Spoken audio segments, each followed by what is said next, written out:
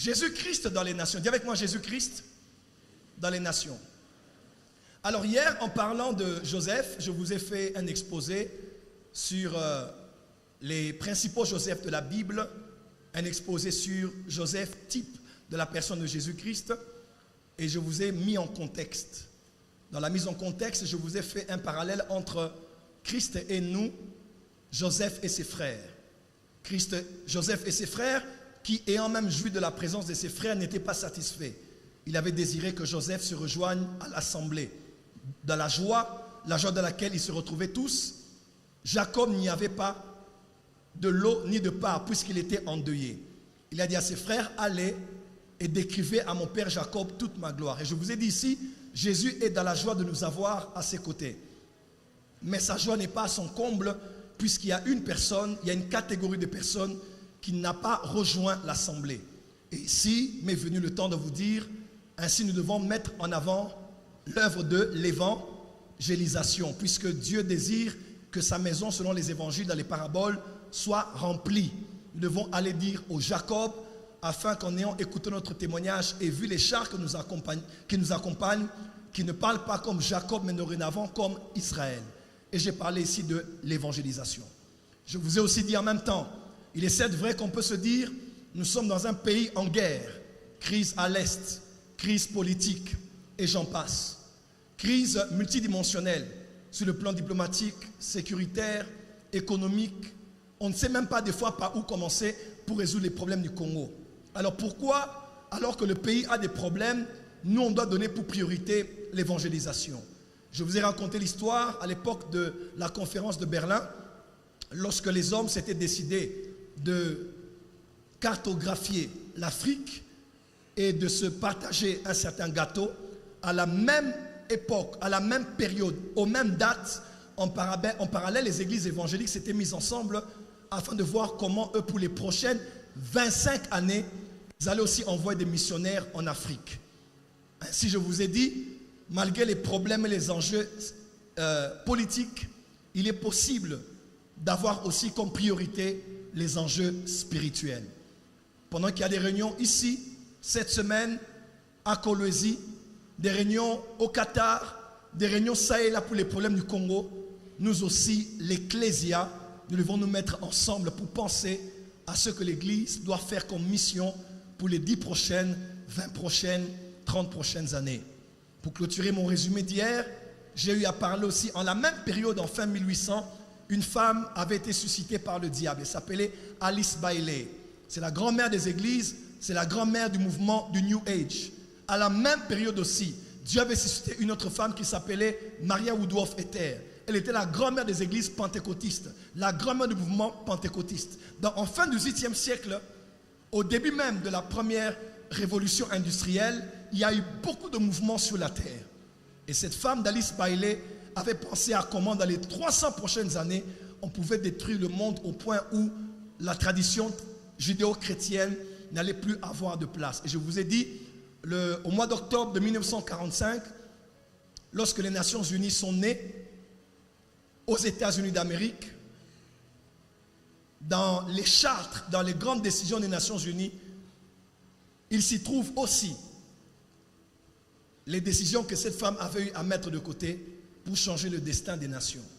Hier, j'ai clôturé en vous disant, nous devons avoir l'urgence. C'est bien être avec Joseph, mais c'est bien d'emmener Jacob auprès de Joseph. Dis avec moi, évangélisation. Encore, moi, par exemple, j'ai commencé le ministère comme un évangéliste. Dans mon église, j'étais un frère à la chorale, un frère à l'intercession. Et lorsqu'on a voulu consacrer les évangélistes, on a vu mon zèle, on a vu l'onction qu'il y avait sur moi. On m'a appelé, j'étais le plus jeune d'une vingtaine d'évangélistes ordonnés à l'église où j'étais sous la direction de mes parents spirituels. Et on m'a consacré comme évangéliste. Ainsi, même comme prophète, mon cœur continue à battre pour la mission, pour l'évangélisation. Amen, amen. Et je lisais aujourd'hui un verset dans Ésaïe. On dit, tes yeux verront le Seigneur et contempleront la nation dans toute son étendue. Tes yeux verront le Seigneur et contempleront la nation dans toute son étendue. C'est dans Ésaïe. Et le Saint-Esprit me disait, nous sommes dans une génération où tout le monde veut voir Jésus, tout le monde prétend avoir vu Jésus. Mais les gens ne savent pas qu'une fois qu'on a vu Jésus, après avoir vu le Seigneur, ce qu'on regarde ensuite, c'est la nation dans toute son étendue. Si quelqu'un dit avoir vu Jésus et qui n'a pas un fardeau pour ceux qui doivent voir aussi ce Jésus, il n'a pas vu le Jésus de la Bible. Puisque toute rencontre avec le Messie te poussera toujours à aller dans la ville comme la femme samaritaine et à dire: j'ai rencontré un homme qui m'a dit tout ce que j'ai fait. Et dans cette semaine où nous contemplons Jésus, nous devons contempler et Jésus et les nations dans leur étendue. Voilà pourquoi j'enseigne sur le thème Jésus dans les nations. Maintenant je commence le message, on acclame très fort pour le Seigneur. Allez, on va avancer. Avancez avec moi s'il vous plaît. Avancez encore. Merci d'avancer. Encore. Voilà, j'ai parlé de la charte à 10 points. Je vous encourage à suivre ça en ligne. Continuez. Merci. Amen. Alors, je vais commencer par ici. Puisque nous parlons de l'évangélisation, c'est-à-dire apporter Jésus aux nations, vous devez d'abord redéfinir le concept nation. Le concept nation ne veut pas seulement dire un territoire, un peuple, une constitution, une organisation. Quand on parle de nation dans la pensée grecque, lorsque Jésus disait allez et faites de toutes les nations des disciples, nation, c'est le mot ethnos. Dis avec moi ethnos. Encore, plus fort. Quand on dit ethnos, ethnos veut dire un regroupement d'hommes qui est lié par un dénominateur commun. C'est-à-dire une nation comme un territoire peut aussi en faire partie.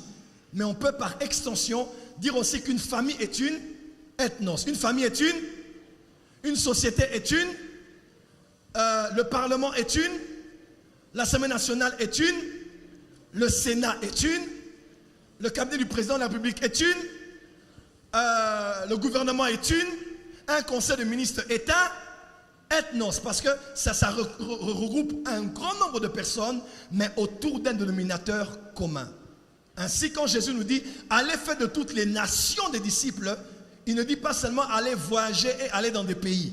Il veut dire partout où les hommes sont liés par un dénominateur commun, que ce soit une nation, une entreprise, une équipe de football ou que sais-je encore, c'est une ethnos dans laquelle on doit apporter Jésus et faire d'elle un disciple de Jésus. Amen, amen.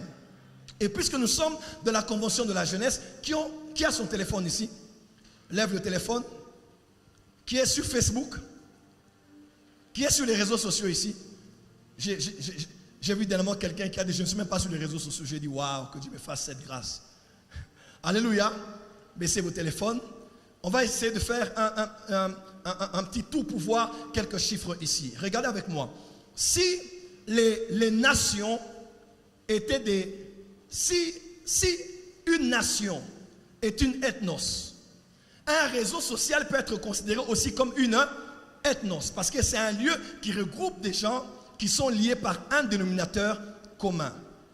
Et si on doit les compter en termes de démographie, voici comment seraient les nations les plus grandes du monde, en termes de démographie, n'est-ce pas? Numéro 1, la plus grande nation serait Facebook, avec 3 milliards d'individus. La deuxième serait YouTube, avec 2,5 milliards d'abonnés, d'individus. La troisième serait WhatsApp, avec 2 milliards d'habitants. La quatrième, c'est la Chine, avec 1,3 milliard. La cinquième, c'est l'Inde. C'est les statistiques de 2022, avec 470 millions. Maintenant, ils sont un peu plus que ça. La sixième, c'est Instagram, avec 1 milliard 628. Ok. Voilà, c'est ça. Septième, Facebook Messenger. Huitième, WeChat. Neuvième, TikTok. Dixième, Telegram. 11e, les États-Unis. 12e, l'Indonésie. 13e, X, Twitter. 14e, ce qu'on a dit là. Tu peux prononcer? Et 15e, tout à l'heure quand j'étais à l'hôtel, un militaire m'a regardé, m'a dit: on prend une photo d'Adi. Et puis j'ai regardé la sortie Snapchat. J'ai dit: même les gardes du corps ont des Snapchats. Dis à ton voisin, Nzamba Snapchat à Sala. Alors, pourquoi je vous donne ces chiffres? C'est pour vous montrer que les nations ne sont pas celles que nous connaissons uniquement sur une certaine liste, y compris le Vatican. Les nations sont aussi des réseaux sociaux aujourd'hui. Voilà pourquoi, quand vous prenez votre téléphone et vous allez sur les réseaux sociaux, n'y allez pas que pour passer du temps, vous informer, partager vos journées, partager vos activités professionnelles. Utilisez aussi les réseaux sociaux pour aller présenter Jésus, aller annoncer Jésus, aller glorifier Jésus, aller magnifier Jésus. Quelqu'un peut dire Amen. Aujourd'hui, beaucoup de chrétiens sont dans les réseaux sociaux pour aller faire des débats. Écoutez-moi, Jésus ne nous a pas appelés pour gagner des débats, mais pour gagner des nations. Et pendant que les occultistes, les serviteurs de Satan travaillent aujourd'hui pour infiltrer. Aujourd'hui, tu entres sur tous les réseaux sociaux, même dans les DM de Instagram, on te suit avec la pornographie. Nous sommes harcelés tous les jours par le sexe, par l'hypersexualité, même par la pédosexualité. Les enfants sont saturés aujourd'hui. Voilà pourquoi Jésus nous dit aujourd'hui, allez sur Snapchat, allez sur Facebook, allez sur YouTube, allez sur WeChat, allez sur Instagram, allez sur Telegram et parlez de la bonne nouvelle de Jésus-Christ. Parce que c'est ce à quoi Jésus pensait. Prochaine page. En termes d'inspiration, je voulais vous présenter ici le ministère d'un homme qui nous a tous inspirés. L'évangéliste de l'Afrique. Paix à son âme, auprès du Seigneur, je le crois. Il s'appelait Reinhard Bonnke. Voici les statistiques de son ministère. Lisez avec moi. Vous devez déjà savoir qu'il y a 70 000 personnes qui meurent, excusez-moi, c'est mal écrit, qui meurent par jour dans un coin du monde sans avoir été évangélisées. 70 000 personnes. Dans le taux de mortalité, il est prouvé que 70 000 personnes meurent sans avoir donné leur vie à Jésus-Christ. Regardez ce que Reinhard Bonnke faisait en son temps. Reinhard Bonnke, en 40 ans de ministère, il a tenu 406 croisades. Il a évangélisé dans 392 villes. Il a parcouru 91 pays. Il a gagné en tout 73 716 417 âmes gagnées. Lorsqu'on fait le comptage, ça revient à dire qu'il gagnait 5500 âmes par jour pendant 40 ans de ministère. On va acclamer Dieu pour une telle grâce. 5500 âmes gagnées par jour. Dis à ton voisin, quelle est la dernière fois que tu as gagné une âme? Regarde ton voisin de gauche et de droite. Dis à ton voisin, quelle est la dernière fois que tu as gagné une âme? Moi, la dernière fois, j'en ai gagné une trentaine, peut-être une quarantaine au concert de maman à Abidjan, où j'étais à genoux avec plusieurs frères et sœurs. Après qu'elle ait chanté, on a amené les gens au salut et ils ont donné leur vie à Jésus-Christ. Tiens ton voisin de l'autre côté. Dis à ton voisin, voisin. Dis à ton voisin, voisin. Change de voisin, dis voisin. Quelle est la dernière fois que tu as gagné une âme? Que tu as emmené une âme au bas de la croix? Que tu as présenté Jésus? Quelqu'un a gagné 73 millions d'âmes. Voilà, croyez-moi, nous n'aurons pas les mêmes places et les mêmes couronnes au ciel. Que Dieu bénisse les évangélistes. Et n'oubliez pas, il y a une différence entre évangéliste et gagneur d'âme. Il y a une différence entre évangéliste et missionnaire. Un missionnaire peut être communautaire sans être évangéliste. Un évangéliste est un don du Christ. Éphésiens 4, verset 9. Mais un gagneur d'âme, c'est tout chrétien. Tout chrétien est chrétien, mais tout chrétien n'est pas évangéliste. Mais nous pouvons tous faire l'œuvre d'un gagneur d'âme et faire l'œuvre, comme disait Paul à Timothée, l'œuvre d'un évangéliste. Amen, amen. Après cette conférence, je ne te vois pas que tomber amoureux de Jésus, mais parler de Jésus et gagner plusieurs âmes au Seigneur. Regardez avec moi encore une autre page ici. Celle-là d'ailleurs m'alerte beaucoup plus. Elle m'alerte beaucoup plus.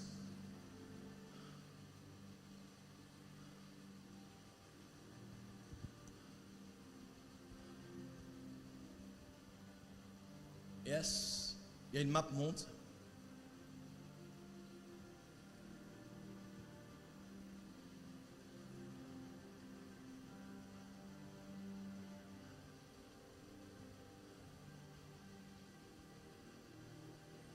J'ai envoyé un fichier là tout à l'heure. Un nouveau fichier.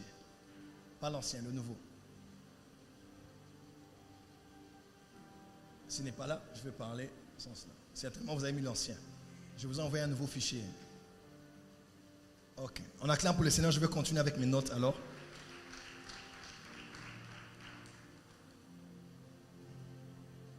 Excusez-moi.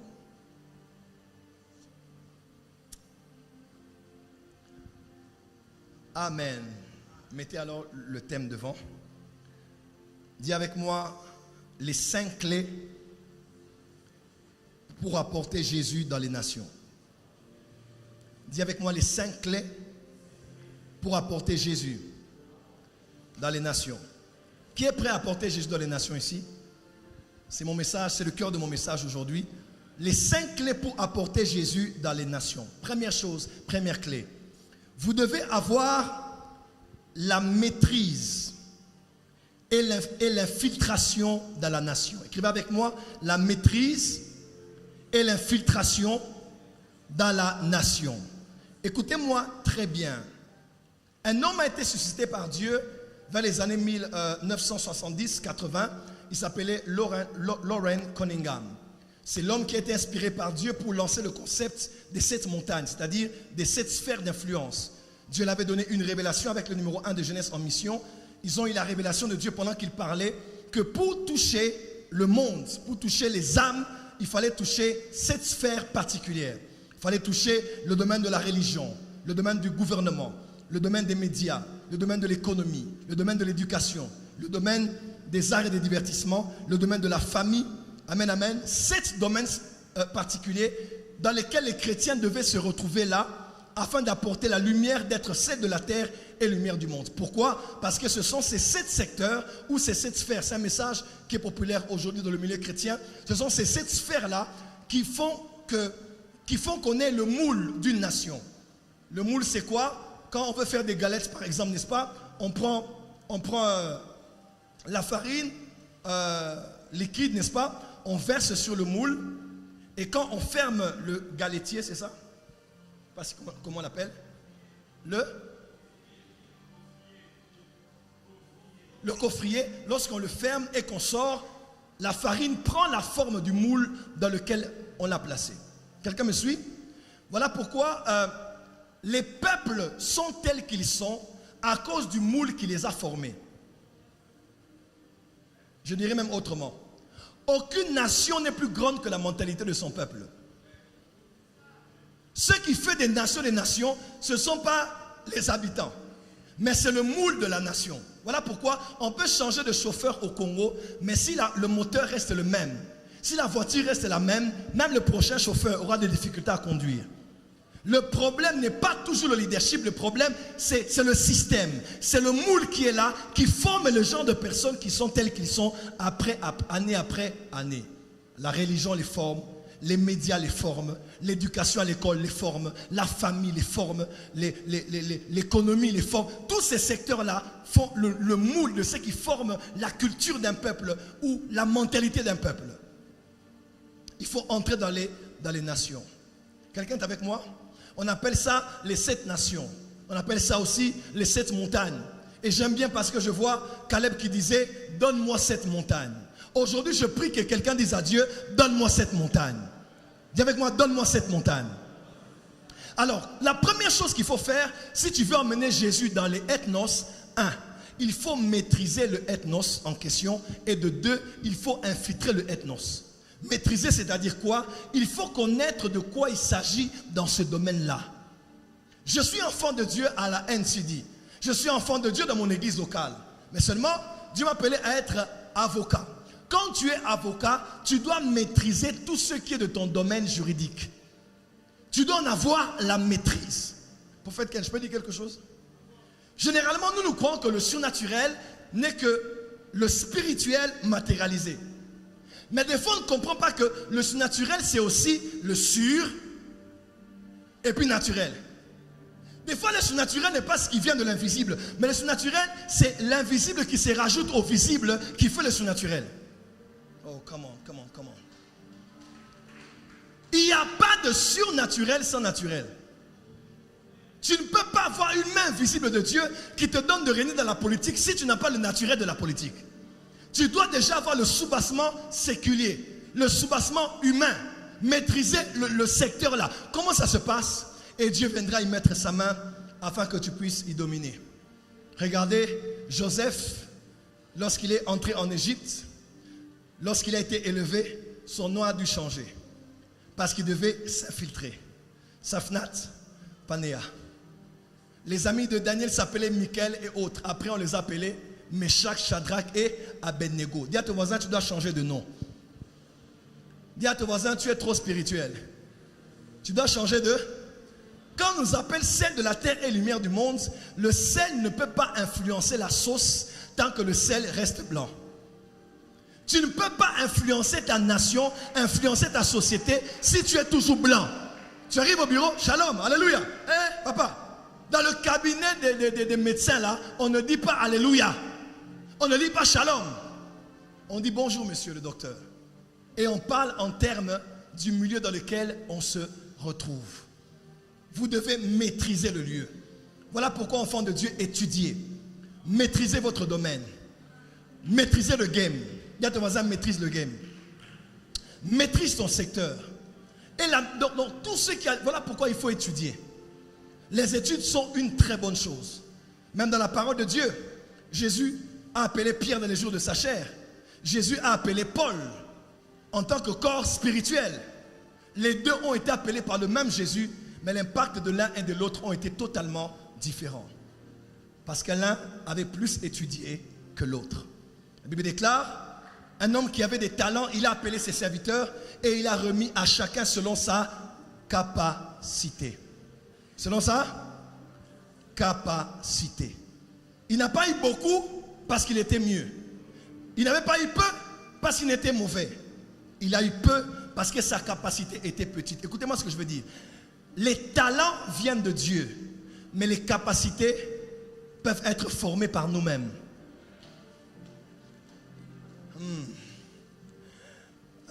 Les talents sont prédestinés, mais les capacités ne le sont pas. Chacun reçoit au niveau des capacités qu'il s'est bâti lui-même. Vous voyez par exemple maintenant, je suis en train de faire mes 45 ans là, bientôt. Quelqu'un peut dire amen. Là, je vais commencer à étudier cette année. Imaginez-moi, dans les 5 prochaines années ou 6 prochaines années, je suis professeur, ou 7 prochaines années, je suis professeur en anthropologie, sociologie, psychologie. Quand je reviendrai prêcher ici, Dieu m'utilisera différemment. Pourquoi? Parce que le bagage de connaissances que j'aurai en moi fera en sorte que ma manière de parler, mon français, ma diction, mes expressions, les exemples à utiliser seront de très loin. L'homme qui te prêche n'a pas fait l'université, mais il te présente ça. Pourquoi? Parce que depuis l'âge de 17 ans, je m'étais dit, puisque je ne vais pas loin dans les études et qu'on n'a pas d'argent de forcément beaucoup étudier, les autres ont étudié, moi je suis D6. Mais je me suis dit, je veux me bâtir des capacités au point où quand je commencerai à prêcher, les gens diront, il a étudié où? Je prêche aux professeurs d'université, mais je ne suis ni licencié, ni gradué. Pourquoi? Parce que je me suis dit, ce n'est pas l'école qui fait l'homme, c'est ta capacité à te développer toi-même. Et quand je prêche avec ce genre de français, avec ce genre d'exemple. Pourquoi? Parce que je me suis bâti mes capacités. Dis à ton voisin, tu dois te bâtir tes capacités. Prophète Ken, un homme qui parle français avec des erreurs prophétisera avec des erreurs. Même si c'est Dieu qui parle par sa bouche, il dira le papa. Il dira la papa et les mamans. Ainsi parle l'Éternel. Moumoanasema. Oh chef. Et tu vas la papa et puis les mamans. Parce que Dieu ne parle pas français ni anglais. Dieu est esprit. Dieu parle esprit. Mais il passera par le nombre de lettres que tu as, d'alphabet que tu as, des phrases que tu as. Oh. Quelqu'un peut dire amen très fort. Un des meilleurs de l'automobile s'appelait Michael Schumacher, n'est-ce pas? Cet homme, si tu le donnes aujourd'hui une voiture qui roule uniquement à 300 km à l'heure, malgré sa capacité, il sera limité par rapport aux capacités du moteur. J'aimerais dire à quelqu'un, Dieu est illimité. Donc, le problème de Dieu, c'est toi. Ce sont tes capacités internes qui fixent à Dieu les limites qu'il doit avoir ou pas. Voilà pourquoi étudie. Mon épouse me connaît. Moi, je lis, j'apprends. Je suis un mangeur d'informations. Parce que je me suis dit, quand je parlerai avec des autorités, prophète Ken, laisse-moi dire quelque chose. Aujourd'hui, beaucoup de prophètes sont dans la cour. Ils prophétisent pour le roi, mais ils ne sont pas amis au roi. Pourquoi? Parce qu'après avoir révélé des choses cachées, ils n'ont plus aucune conversation à avoir avec le roi parce qu'ils ne connaissent ni la géopolitique, ni l'actualité de l'heure. Ils ne savent rien dire sur Trump, rien dire sur la Russie, rien dire sur les problèmes qu'on a aujourd'hui sur le plan minier et autres. Beaucoup sont entrés dans la cour mais ne sont pas restés à la cour parce qu'ils ont ennuyé les rois après, parce que les rois ne savent pas parler autre chose que de Chandarababé et de Mungwanasema. Dis à ton voisin, développe-toi. Dis à ton voisin, une nation t'attend. Dis à ton voisin, oh tu es gentil. Dis à ton voisin, dis voisin. Une nation t'attend. Développe-toi. Travaille-toi. Grandis-toi. Fortifie-toi. Équipe-toi. Documente-toi. Dis amen très fort. Maintenant, après 7 ans, quand je reviendrai ici, vous allez voir un monstre. Et moi, mon ambition, c'est d'être professeur à l'Unikin, professeur à l'UPC, professeur ici aussi. Mais je suis prophète.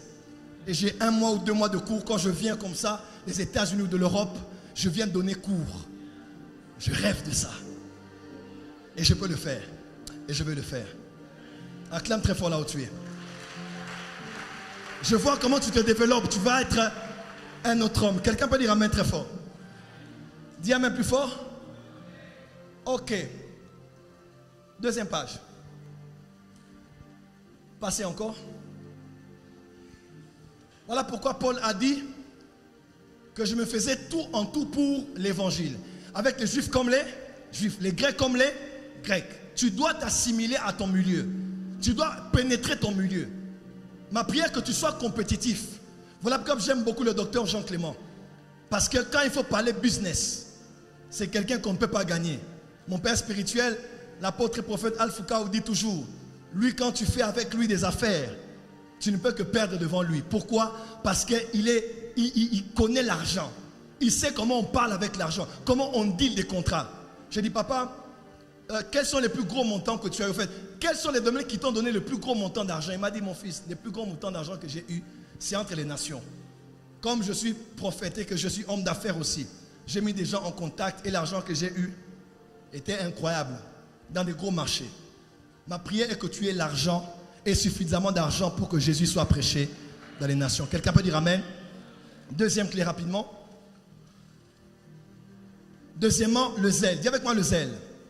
Pour emmener Jésus dans les nations, tu dois repérer ton ethnos, maîtriser ton ethnos, pénétrer ton ethnos et tu dois être zélé pour ça. Paul parle des chaussures ou des sandales qui sont le zèle pour annoncer la bonne nouvelle. Dis avec moi le zèle. Dis encore le zèle. Pasteur Samy est là? Ah, j'ai pas de mes lunettes, donc je ne vois pas. Pasteur Samy est là. Nous, quand nous nous sommes convertis, les gens qui me connaissent aujourd'hui et qui me connaissaient avant savent que je suis la même personne. Le même qui allait à Logos Rema en presque babouche, derrière, maman Julie un jour a prophétisé pour moi. Derrière, c'est le même zélé qui est là aujourd'hui en train de faire le travail. Ma femme me connaît, je suis la personne la plus zélée qu'elle connaisse certainement de sa vie. Après sa maman peut-être. Maman, c'est elle est très zélée. Pourquoi? Parce que nous nous sommes bien convertis. Depuis qu'on a reçu Jésus là, on est toujours en feu jusqu'à aujourd'hui pour Jésus. Quand il faut jeûner, on jeûne. Quand il faut prier, on prie. Quand il faut aller à l'église, on va à l'église. Pourquoi? Parce que tu ne peux pas être chrétien et ne pas être zélé. Comment tu es jeune mais tu fais le ministère comme un vieux papa de 50 ans? C'est les papas vers les 50 ans là qui commencent un peu à s'asseoir, à parler calmement. Nous-mêmes, après 25 ans de ministère, je prêche comme si j'ai commencé le ministère aujourd'hui. Il faut qu'on sente que tu es en feu. Il faut qu'on sente que tu as faim. Moi, quand je prépare mes prédications, ma femme me connaît, c'est comme si je préparais un TFC. Là où quelqu'un dit, je prends 2-3 versets, je vais prêcher, le 16 va parler. Moi là, je prépare un documentaire. Je prépare le scénario d'un film. Je prépare un livre. Après, moi, je me dis, pourquoi je me fais tous ces mal vraiment, Gaïpé Joël? Des choses que je ne vais même pas prêcher. Pourquoi je me dis, quand j'ai un thème, je dois le développer, le creuser, l'approfondir. en grec, en hébreu, lire qu'est-ce qu'on a dans les contextes, faire une bonne exégèse. Pourquoi? Parce que le zèle doit te caractériser dans le ministère. Dis à ton voisin le zèle. La zèle, en gros, tu le dis comme ça, tu le dis facilement. Dis le zèle. Dis le zèle. Dis le zèle. Dis encore le zèle. Dis encore le zèle. Ma prière ce soir, que le Saint-Esprit t'embrase et que partout où tu es, il y a des gens qui n'ont été zélés qu'en Afrique. Quand il débarque en Europe, il est devenu wesh wesh. Quand il est allé aux États-Unis, il est devenu I mean. Un peu I mean. Un peu I mean. I'm telling you, je voulais te dire quelque chose. I mean quoi? You mean what? Tout ça parce que le zèle a été complément circonstanciel de Dieu. Ma prière ce soir, pour tous les hommes et les femmes qui vont emmener Jésus dans le monde, soyez zélés pour Jésus. Je n'ai point honte de l'évangile de Jésus-Christ. Je n'ai pas honte de la bonne nouvelle de Jésus. Je me rappelle à l'école, en 3e secondaire, à Mafuta, Dieu me dit, tu vas l'évangéliser. Au marché à côté, Kamunganga. J'ai dit, j'ai regardé déjà, je suis enfant d'ambassadeur. J'ai regardé déjà, je bégayais à l'époque. J'ai regardé, je ne savais pas bien parler lingala. Je vais aller au marché, on va croire que je viens demander l'argent. J'ai dit à ma mère m'a dit, habille-toi bien. Je me suis bien habillé, elle m'a dit, bon, n'oublie pas l'école, il faut que tu étudies, mais après tu vas évangéliser. J'avais tellement peur que j'ai appelé mon frère, le prophète Israël Kaimbe, qui est ici. On a étudié avec lui. On est même né le même jour. J'ai dit, mon frère, viens, tu vas m'accompagner. Il m'accompagne là-bas et le prophète Eric Remaki au Canada. On est allé là-bas évangéliser. On est arrivé là-bas. Maintenant, je disais, je vais commencer où? Tu vas commencer comment? Tout le monde passe, personne n'a l'attention de personne. Et j'ai dit, alléluia! Le temps que les gens se tournent comme ça, yes, alingio, bon, motema. Et j'ai commencé à prêcher. Et ça, je peux encore le faire aujourd'hui, malgré mes costumes et mes cravates. Dis avec moi Jésus. Ah, dis encore Jésus. 3e clé. Nous devons avoir avec nous la puissance des miracles. Romains 15, 17 à 21. J'ai donc sujet de me glorifier en Jésus-Christ pour ceux qui regardent les choses de Dieu.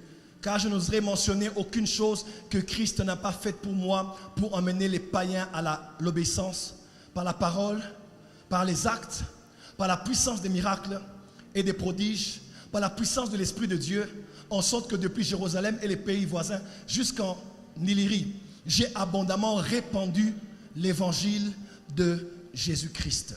Comment? Par les actes, par la puissance de l'Esprit, par la puissance des miracles. Ce soir, Dieu va libérer la puissance de l'Esprit. Lorsque les frères de Joseph sont allés parler à Jacob, Jacob ne les crut pas. Pourquoi? Parce qu'on l'avait donné des années avant des preuves que son fils était mort. Et pour quelqu'un qui avait vu des preuves, on ne l'emmène pas que des paroles. On l'avait emmené le vêtement de son fils avec du sang. Et un homme qui a eu des preuves, on ne l'emmène pas que des paroles. Autel contre autel, parole contre parole, preuve contre preuve. Et quand il a ouvert les yeux, il a vu les chars avec les insignes de Pharaon. On dit son âme reprit vie. C'est une nouvelle naissance, n'est-ce pas? Il était comme né de nouveau. Il a dit, il est vivant, il va se lever et il va aller parce que Jésus-Christ n'est pas mort. Jésus-Christ est le même hier, aujourd'hui et pour l'éternité. Et il faut des chars. Dis avec moi des chars. Et puisque les chars les ont accompagnés, la Bible déclare, voici les miracles qui accompagneront ceux qui auront cru en mon nom. En mon nom, ils chasseront les démons. Ils imposeront les mains aux malades et seront guéris. Ils vont faire quoi? Ils vont parler de nouvelles langues. Ils prendront des breuvages mortels et ça ne leur fera aucun mal. Dis avec moi, les miracles vont m'accompagner. Encore? Encore? Si je parle de miracles, je parlerai jusque demain. Parce que ma vie est un miracle. Je vis des miracles. Je suis par la grâce de Dieu capable de battre la poitrine et de dire dans ma génération, je suis un des rares, un parmi plusieurs, qui a expérimenté depuis l'appel de son ministère jusqu'à aujourd'hui, je vis des miracles dans mon ministère. Par la puissance du Saint-Esprit. Personne ne peut me dire le contraire. Ça m'a valu d'être appelé magicien, occultiste, féticheur. Mais moi je savais que j'avais une foi d'un enfant. Une foi folle, sachant que le Jésus de la Bible est le même. Et tout ce qu'il me dit qu'il peut faire, il peut le faire. Voilà pourquoi ce soir, la puissance va tomber sur toi. Quand tu sortiras de ce programme, tu iras démontrer au monde que Jésus est le même hier, le même aujourd'hui et le même pour l'éternité. Quatrième clé, par la puissance des finances. Dis avec moi, la puissance des finances. Dis encore la puissance des finances. Un homme s'appelait Jonas et il était prophète. Et Dieu avait choisi pour lui un véhicule pour l'emmener de l'eau où il était au lieu de sa mission où toute une nation de 120 000 Ninivites allait croire après la repentance. Et le véhicule que Dieu avait utilisé était un poisson. Alors, le mot poisson en hébreu parle aussi du mot dag. Dis avec moi dag. Dag. Et quand on parle de poisson, on parle de dag. Quand on parle de dag, on parle aussi de richesse. On parle aussi d'abondance. Voilà pourquoi, dans le temps de Néhémie, lorsqu'on devait rebâtir les murailles, on a aussi rebâti les portes des poissons. Parce que ce sont les portes qui donnaient face à la mer et c'est là qu'on faisait les transactions économiques. Lorsqu'on pêchait, on venait, on échangeait et l'argent. Il y avait du bruit parce qu'on faisait des échanges économiques. J'aimerais dire à quelqu'un qui m'entend ici, toi qui es un Jonas et qui a un message prophétique et que l'évangile a prêché, l'instrument par lequel tu iras à Ninive s'appelle le poisson. Il faut le pouvoir économique pour nous porter aujourd'hui et nous amener plus loin que là où on doit aller. Les anglophones ne sont pas forcément plus loin que nous, plus puissants que nous, plus consacrés que nous. La différence c'est quoi? Ils peuvent arriver à Ninive pendant que nous, on est encore en train de nager, on est encore en train de quoi? De quoi? Pagayer, c'est ça? De pagayer, on est en train de faire des efforts d'avancer contre vents et marées, mais eux, ils sont sous l'eau. Ils peuvent aller plus vite. Pourquoi? Parce que l'argent a la capacité de porter un prophète et de l'emmener au lieu de sa destinée. Je prie aujourd'hui pour emmener Jésus dans les nations, que Dieu te donne l'argent. Je ne parle pas de 50 000 $, je parle de 5 millions.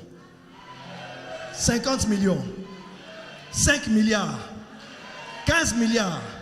Oh, je parle à qui ici? 15 milliards. 20 milliards. Que Dieu te donne l'argent. Cette église est l'église des millionnaires, des multimillionnaires et des milliardaires. S'ils sont là qui disent un amen plus fort que ça. Que cette grâce vienne sur nous tous ici. Et le cinquième point pour terminer, c'est là où je clôture ici, avant de prier avec vous. Le dernier point, c'est tout simplement la conviction profonde de l'éternité. Chers jeunes, chers serviteurs, servants de Dieu, on ne peut pas prêcher l'évangile sans avoir clairement en soi la perception de ce qui va au-delà du monde matériel, du monde temporel, de l'espace et du temps. Il faut avoir la pensée de l'éternité. J'aimerais croire avec vous ce soir que le Saint-Esprit est en train de parler à nos cœurs pour qu'à partir d'aujourd'hui, nous nous souvenions que l'enfer est une réalité. Le ciel est une réalité. L'enfer n'a pas été préparé pour les hommes, mais pour le diable et ses anges. Mais plusieurs n'auront pas la grâce de croire. Vous devez prêcher Jésus. L'éternité existe. Écoutez-moi très bien, l'éternité existe. Si nous croyons et espérons en Jésus, qu'aux choses de ce monde et de cette chair, nous sommes les hommes les plus malheureux. L'éternité existe. Les temps vont venir, je le crois, un réveil mondial va éclater. Peut-être qu'il a même déjà commencé. L'enlèvement de l'Église aura lieu. La grande tribulation aura lieu. Le retour glorieux de Jésus aura lieu. Le millénium aura lieu. La libération du dragon aura lieu. Le jugement dernier aura lieu. Et la nouvelle Jérusalem, préparée comme une épouse pour rencontrer son époux, descendra du ciel. Après que Dieu ait déroulé, il n'y aura plus les mêmes cieux et la même terre. Mais ce jour-là, il n'y aura pas de soleil, pas d'autre lumière que la lumière de Yeshua. Il sera notre lumière. Et dans la grande place de la ville qu'on appelle Nouvelle Jérusalem, nous serons là avec lui pour l'éternité. Catherine Kuhlman disait, quand je le verrai face à face, je coulerai mes larmes qui vont ruisseler sur mes joues et je dirai, Seigneur, j'ai fait tout ce que j'ai pu. Et du peu du temps que j'ai eu, je l'ai fait. Et je l'ai fait pour toi, parce que je t'ai aimé par-dessus tout. C'est pour ce Jésus-là que nous devons vivre et travailler. Le mariage, c'est bien. Le voyage, c'est bien. Les blocages à combattre, c'est bien. Les freinages à arrêter, c'est bien. L'âge à tenir compte, c'est bien. Mais à l'ancien des jours qui existe et qui va porter encore un corps spirituel, viendra dans les nuées et nous allons nous seuls le voir au jour de l'enlèvement. Pour amener Jésus dans les nations, même dans la nation où tu es, tu règnes, tu gagnes de l'argent. N'oublie pas qu'un jour tout ceci restera et qu'il va nous prendre afin que là où il est, que nous y soyons aussi. Que Dieu bénisse sa parole.